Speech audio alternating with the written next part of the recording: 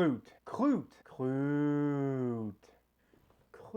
What is going on, all my good guys and my friends to the end?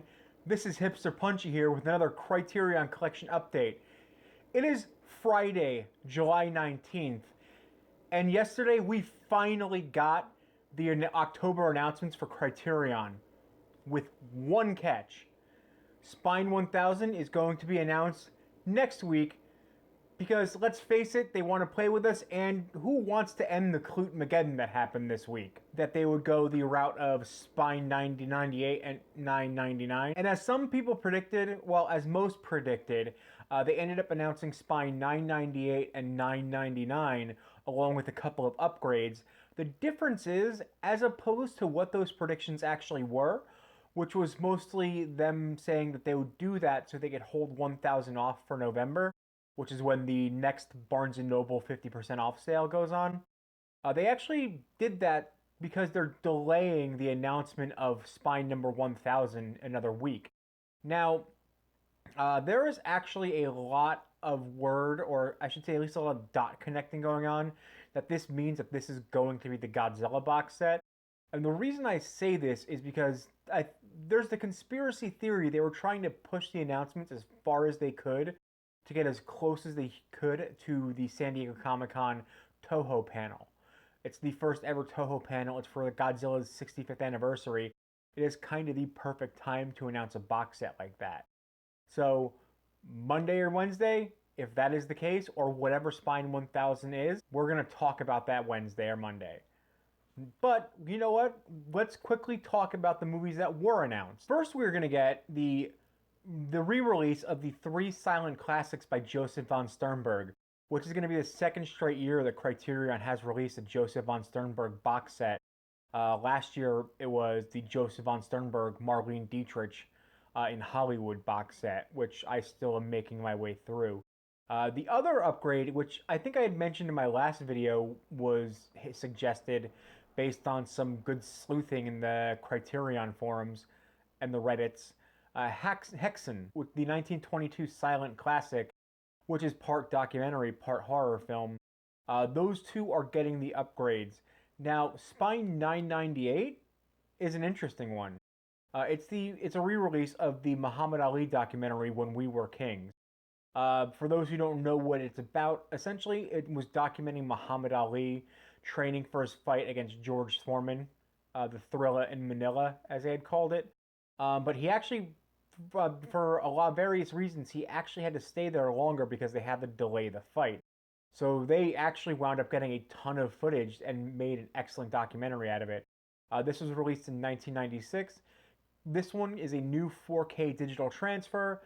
Also, it comes with the Soul Power 2009 documentary, interviews with the producers, an interview with the director, the trailer, and then an essay from film critic Khalifa Sana. And then Spine number 999 is reserved for Matawan, a 1987 dramatization of a depiction of the 1920s West Virginia coal mine strike.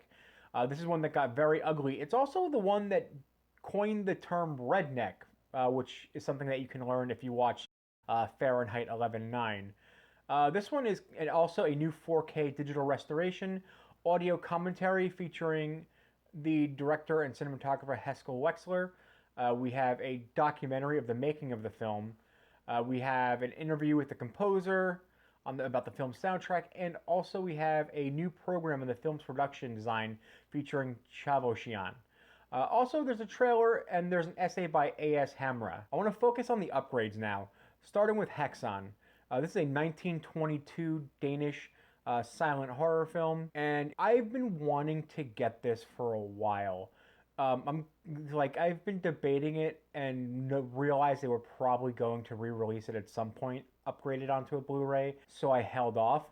And the cover looks so much better, showing Benjamin Christensen's depiction of Satan tempting someone into witchcraft, which I believe the scene was. And the old cover was a plain black background with that Satan head with Benjamin Christensen's Satan on there. If you get the Blu-ray, you're getting a 2K digital restoration. If you get the DVD, it's going to be a digital restoration. There's going to be music from the original Danish premiere. which was actually also remastered on here and presented for 5.0 surround sound. Also, there's going to be a 2001 commentary track from film scholar Casper Tyberg. Also, Witchcraft Through the Ages, which was the 1968 cut down version that was narrated by William S. Burroughs. There's also director Benjamin Christensen's introduction to the re-release in 1941. Some outtakes. There's also going to be a photographic exploration of Christensen's historical sources, which he had looked at a book about witchcraft and decided to make something about witchcraft without making it an adaptation of the book, which was different at the time. Most movies were actually straight up adaptations of books as opposed to new ideas. Also, there's going to be an essay by Chris Fujiwara, remarks about the score, and an essay by film scholar Chloe Germain Buckley. The last reissue we're going to talk about is three silent classics by Joseph von Sternberg, and those movies are going to be Underworld, The Last Command, and The Docks of New York. These films are going to have a high-definition digital transfer. There's going to be 6 scores, one for each film by Robert Israel, one from the Alloy Orchestra for Underworld, also from the Alloy Orchestra for Last Command, and then a Donald Sosin and Jessica Seaton for The Docks of New York.